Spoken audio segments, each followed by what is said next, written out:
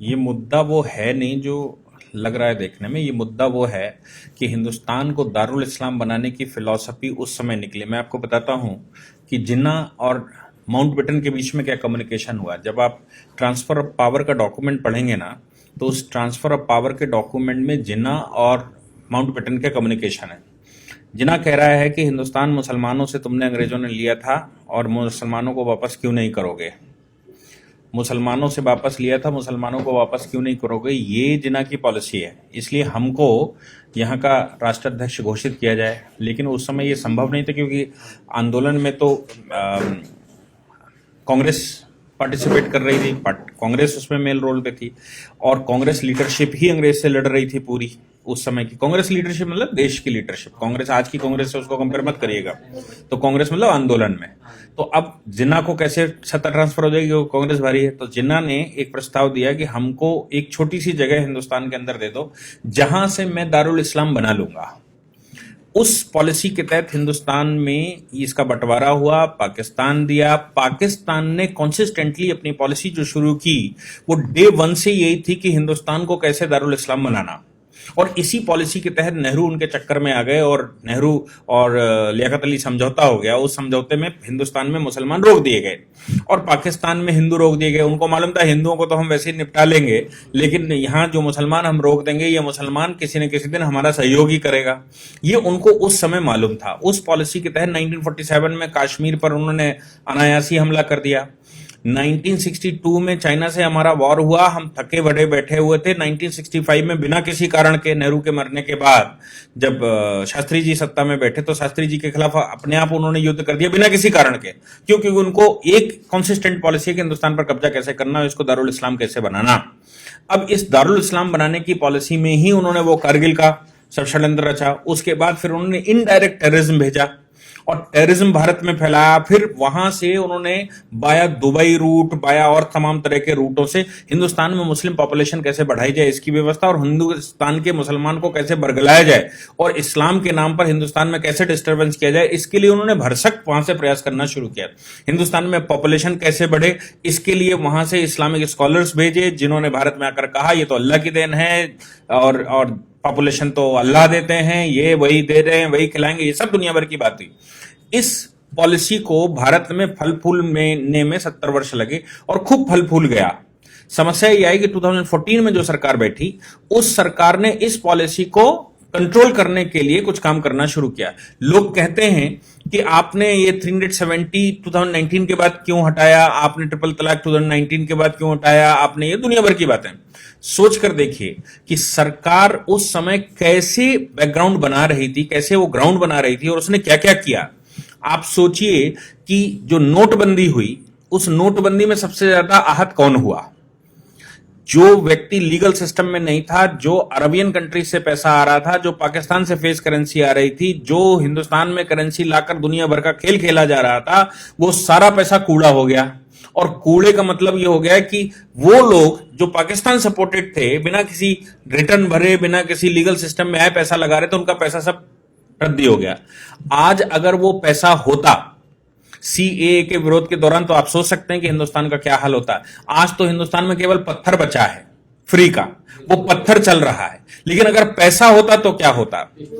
दूसरी उनकी बात जो वो करना चाहते कि हिंदुस्तान में पॉपुलेशन बढ़ाएंगे, दारुल इस्लाम बनाएंगे, गजबाए हिंद लाएंगे, ये सारी बातें जो उनके दिमाग में थी, उन सब पर 2014 के बाद रोक एक एक करके लगनी शुरू हो गई। क्योंकि उन्होंने कहा सब लीगल सिस्टम में आएंगे, नोट भी लीगल सिस्टम में आएगा, व्यापार भी जीएसटी लीगल सिस्टम में आएगा, भारतवर्ष से इंपोर्ट और भारतवर्ष में आने वाला पैसा, आपको याद है 20,000 एनजीओ एक साथ बंद की गई थी।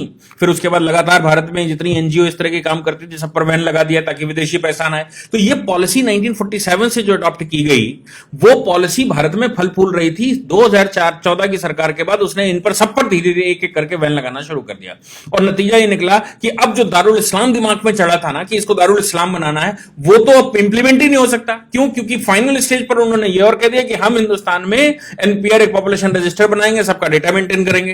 अब ये जो पाकिस्तान, बांग्लादेश और दुनिया भर से मुसलमान लाया गया था, किसी ने किसी साधन से यहां पर रखा गया था, उसने यहां शादी ब्याह कर लिए, 20-20 बच्चे पैदा कर लिए। अब वो सब क्वेश्चन मार्क लग गया। तो जो भी सरकार ने किया उसके लिए उसने बैकग्राउंड तैयार किया पहले 5 साल, और 5 साल के बैकग्राउंड के बाद 2019 में उसने काम करना शुरू किया। तो अब जो भी रिपरकेशन हो रहा है, जो भी हिंदुस्तान के अंदर विरोध हो रहा है, उसका मेन कारण है कि आज अगर सरकार पीछे न हटी तो हमारे जो दारुल इस्लाम दिमाग में बैठा हुआ है उसकी पॉलिसी एक एक करके सब फेल हो जाएगी।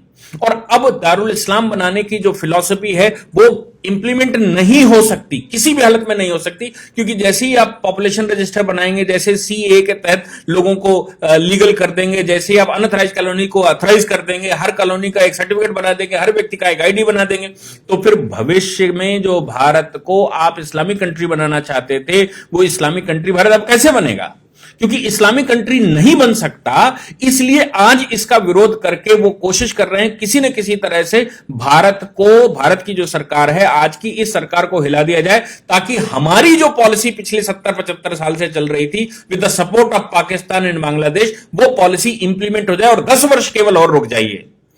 आज के पॉपुलेशन के जो डेटा हैं वो ये कह रहे हैं कि अगले 10 वर्ष के बाद हिंदुस्तान में 50% पॉपुलेशन होगी। हार्वर्ड की रिसर्च हैं जिसमें उन्होंने कहा हिंदुस्तान को अब कोई रोक नहीं सकता कि वो इस्लामिक कंट्री ना बने। क्यों? क्योंकि इस तरह का जाल बिछ चुका है।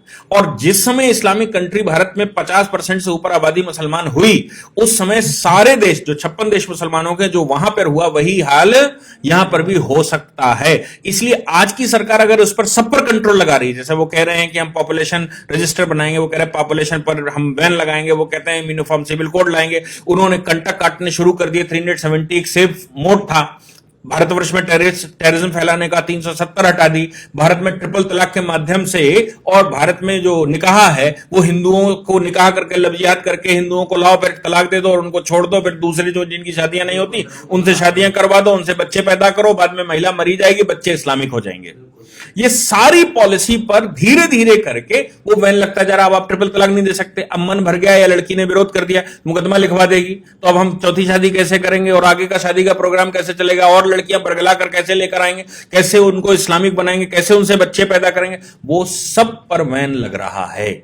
जो प्रॉपर्टियां हाईवेज पर खरीद कर रखी हैं, जो प्रॉपर्टियां दुनिया भर की खरीद कर रखी हैं, उन प्रॉपर्टियों में भविष्य में लिस्टिंग हो रही है, क्योंकि सब आधार से जुड़ जाएगा। तो आपको यह बताना पड़ेगा आप प्रॉपर्टी कहां से लाए, आप तो पंचर की दुकान खोले हुए थे, आपके पास ये 5 बीघे का हाईवे के किनारे कैसे आ गया? ये पॉलिसी, इसी को ध्यान में रखते हुए वो असम का जो वो कह रहा था ना शरुल इमाम, कि असम की नेक हमने पूरी घर कवर कर रखी है, दोनों तरफ हम लोग हैं और वहां से फौज आएगी तो हम उनको जाने नहीं देंगे। इस पॉलिसी के तहत ही हिंदुस्तान के सारे हाईवेज पर मोस्टली 70% मुसलमानों ने परचेज करके रखा है with the support of the Pakistan और by the route of Arabian countries. और अब उन पर क्वेश्चन मार्क लगने वाला है। तो आप जो 70 साल से बनाए बैठे थे कि हमें इसको मुस्लिम शासन लाना है, हमें यहां इस्लामिक शासन लाना है, वो धीरे धीरे करके मिथक टूटेगा तो विरोध होना स्वाभाविक है। इसलिए आज की सरकार का विरोध इस बात का नहीं, क्योंकि सीएए में तो कुछ ऐसा है ही नहीं ना जो विरोध करने लायक हो। विरोध सिर्फ इस बात का है कि आप जो करने वाले हैं, भविष्य में जो कर सकते हैं, उसका जो आपने प्लेटफॉर्म बनाकर रखा है, उस प्लेटफॉर्म को ही हम चरमरा देंगे। और जिस दिन वो प्लेटफॉर्म गिर जाएगा उस दिन हिंदुस्तान को दारुल इस्लाम बनाने से कोई रोक नहीं पाएगा। बाकी पॉपुलेशन थोड़ी सी बचेगी, जैसे पाकिस्तान में 23% बचे थे, कहीं 27% बचे थे, बाकी वो सब खत्म हो गए ना धीरे धीरे करके। हिंदुस्तान में भी 50% से ऊपर पॉपुलेशन होगी तो धीरे धीरे वो मार देंगे। जैसे कश्मीर में उन्होंने 1989 में किया था कि कश्मीरी पंडितों को पहले समझ नहीं आया, लेकिन जिस समय उनकी पॉपुलेशन बढ़ गई उसने मारपीट के बराबर कर दिया और कश्मीर घाटी खाली करवा दी। हिंदुस्तान भी ऐसी ही पॉलिसी के तहत करने की तैयारी है। बंगाल आप आज का देख लीजिए, बंगाल में प्लेटफॉर्म पर लोग बैठे हुए हैं, ट्रेनें नहीं चलने दे रहे। असम की हालत कुछ जगहों की देख लीजिए, जम्मू कश्मीर हम पहले से देख चुके हैं, केरला की हालत देख लीजिए, दिल्ली की हालत देख लीजिए कि दिल्ली में कोई काम नहीं होने दे रहे, पुलिस की गाड़ियां नहीं निकलने दे रहे, सामान्य आदमी का जन सैलाब नहीं निकलने दे रहा है, सामान्य गतिविधियां नहीं होने दे रहे। ये पॉलिसी के तहत हो रहा था। इसको बस इतना हो गया कि सरकार देर से आई, लेकिन सरकार ने पहले बेस बनाकर इस तिलिस्म को तोड़ना शुरू किया। अब तोड़ना शुरू किया तो आगे भविष्य का भारत कैसा होगा यह दिख रहा है। और अगर भविष्य का भारत आज न बना इस सरकार के द्वारा तो हिंदुस्तान समाप्त हो चुका है। जिन्ना की पॉलिसी जिसके तहत उसने पाकिस्तान लिया था और जो उसने कहा था कि एक छोटे से कुनबे को कोने को लेकर हम हिंदुस्तान को पाकिस्तान बना लेंगे, हिंदुस्तान पर शासन ले आएंगे, वो हो चरितार्थ होता दिखाई दे रहा है। अगर आज सरकार को सपोर्ट ना हुआ और आज सरकार ने काम किया, आज अगर रिटेलिएशन ना हुआ, चाहे उसके लिए सरकार को गोलियां चलानी पड़े, चाहे सरकार को कोई एक्टिविटी करनी पड़े, कोई स्टेज आनी पड़े, सीरिया में जैसे आज हो रहा है, करना पड़ा ना, बाद में बम फोड़ने पड़ते हैं ना, बाद में मिसाइलें चलानी पड़ती है ना, तो क्यों नहीं आज चलाते? आज चलाकर आप वो सिचुएशन रोक सकते हैं और आपके पास कोई और दूसरा रास्ता बचेगा नहीं, और अभी नहीं बचा है। आपके पास भविष्य में कोई रास्ता बच नहीं सकता जब तक आप फौजें नहीं लगाएंगे। कश्मीर को आपने कंट्रोल किया क्योंकि वहां पर आपने पैरामिलिट्री फोर्सेस, मिलिट्री फोर्सेस भेजकर आपने अनडाउटेड गोली बिना किसी भेदभाव के गोली चलाने का आदेश दे दिया है कि अगर कोई भी गड़बड़ करे उसको सीधी गोली मारो, उससे पूछने की जरूरत नहीं। वो अगर आपने आज हिंदुस्तान में ना किया तो हिंदुस्तान 2040 में समाप्त हो चुका है। वर्ल्ड के किसी भी फोरम की रिपोर्ट उठाकर देख लीजिए, सब यही कह रही है। इसलिए ये पॉलिसी है, इस पॉलिसी को ध्यान में रखिए कि वो क्या करना चाहते हैं। ये कोई विरोध जो आप कहते हैं ना, विरोध करना है किस बात का, ये कोई विरोध ही नहीं है। ये दारुल इस्लाम बनने से रोकने की प्रक्रिया जो सरकार अपना रही है उसका रिटेलिएशन है। ये सीए का रिटेलिएशन नहीं है, ये सरकार का रिटेलिएशन नहीं, सरकार की वो पॉलिसियां जिनसे भविष्य का भारत तय होगा उसका विरोध है।